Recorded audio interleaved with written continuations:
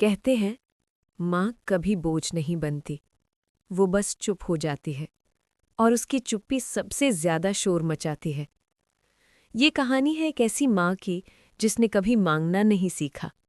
गांव के उस आखिरी कोने में जहां शाम होते ही सन्नाटा उतर आता था, एक पुराना सा घर था। दीवारों में दरारें थीं, छत से पानी टपकता था, पर उस घर में रहने वाली माँ के दिल में कभी कोई शिकायत नहीं थी। उस माँ का नाम था कमलाबाई। सफ़ेद बाल, झुकी कमर और आंखों में इंतजार। कमलाबाई रोज दरवाजे की तरफ देखती, जैसे कोई आने वाला हो, पर हर शाम दरवाज़ा वैसे का वैसा ही रह जाता। सालों पहले कमलाबाई की दुनिया एक ही दिन में उजड़ गई थी। खेत में काम करते हुए एक सांप ने उसके पति को काट लिया। जब तक लोग पहुंचे, सब खत्म हो चुका था। 3 छोटे बच्चे और एक अकेली औरत। उस दिन कमलाबाई ने रोना छोड़ दिया और सिर्फ माँ बन गई। सुबह 4 बजे उठना, दूसरों के घर बर्तन मांजना, दिन में खेतों में मजदूरी, रात को सिलाई। कई बार बुखार में काम किया, कई बार भूखी सोई। पर जब बेटे पूछते, माँ तुमने खाया, तो मुस्कुरा कर कहती, हाँ बेटा, पेट भर गया। वक्त बीतता गया, बच्चे बड़े होते गए। राजेश पढ़ाई में तेज था। कमलाबाई ने अपने गहने गिरवी रख दिए। सुरेश को व्यापार करना था, माँ ने कर्ज ले लिया। मोहन सबसे छोटा था, उसके लिए माँ ने सब सह लिया। माँ थी, हिसाब नहीं रखती थी। राजेश शहर चला गया। पहले हर हफ्ते फ़ोन करता था, फिर महीने में एक बार, फिर त्योहारों पर। सुरेश पैसे भेज देता, पर कभी खुद नहीं आता। मोहन घर में रहता था, पर माँ से दूर।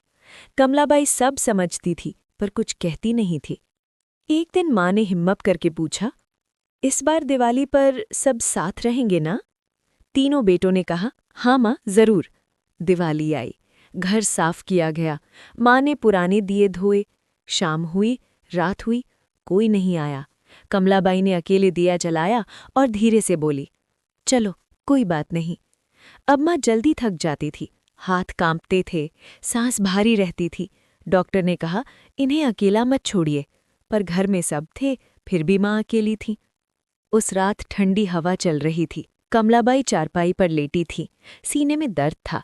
उसे लगा, आज अगर कोई हाथ पकड़ ले तो शायद डर कम हो जाए।